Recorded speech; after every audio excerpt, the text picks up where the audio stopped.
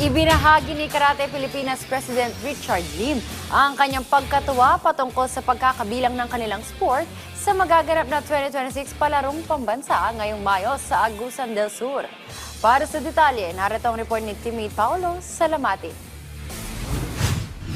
Magkakaroon na ng kauna-unahang pagkakataon ng karate na makasali sa Palarong Pambansa 2026 matapos kumpirmahin ng Department of Education o DepEd at ng Karate Pilipinas Sports Federation na isasama ito bilang demonstration sport sa nasabing kompetisyon na gaganapin mula May 20 hanggang 31 sa Agusan del Sur. Bago ito, hindi naging madali ang proseso para sa Karate Pilipinas upang mapasama ang kanilang sport sa nasabing torneo dahil ito'y bunga umano ng mahabang panahong dedikasyon sa pagsunod sa mga patakaran at patuloy na pakikipag-ugnayan sa DepEd. Taong 2019 nang magsimula ang layunin na mapasama ang sport sa palaro, kung saan taong 2020 pa sana naka-schedule na laruin ang sport na karate bilang demo sport dito. Ngunit naudlot ito dahil sa pandemya na nagdulot ng pagkansela ng mga aktibidad sa mga eskwelahan sa buong bansa. Pagbalik noong Palarong Pambansa noong taong 2023, nagpatupad ang DepEd ng bagong patakaran na nagsasaad na ang mga bagong sport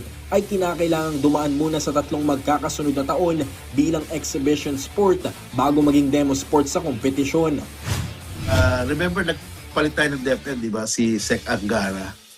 For some reason, I don't know kung bakit, nakalimutan nila kami include 2025. So, well, yes, we were very disappointed kasi nga nawala, no? Eh ang ano kasi noon, pangatlong taon na namin eh. So supposed to be dapat demo sport na kami. So we made an appeal. Hindi talaga kami na-include in 2025. So we wrote a letter to Secretary Angara and it was endorsed by PSC Chairman Prato Gregorio to recognize the 2025 as our 3rd year of exhibition sport.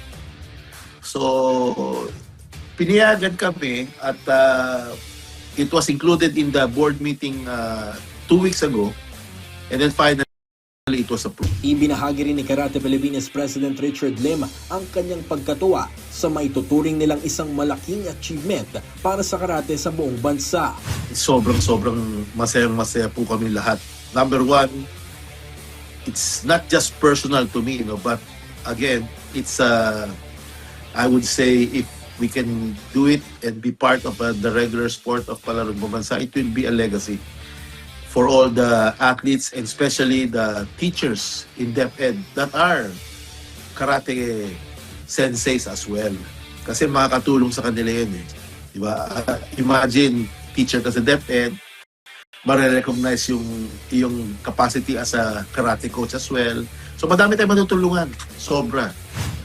Bagamat may ilang buwan pa ang natitira, ngunit ngayon pa lamang ay maaga na nilang pinaghahandaan sa technical side ang pagsasaayos sa mga sistema kung saan daan-daang mga kabataang karateka mula sa iba't ibang panig ng bansa ang inaasahang lalahok dito. Paulo Salamatin para sa Atletang Pilipino, para sa Bagong Pilipinas.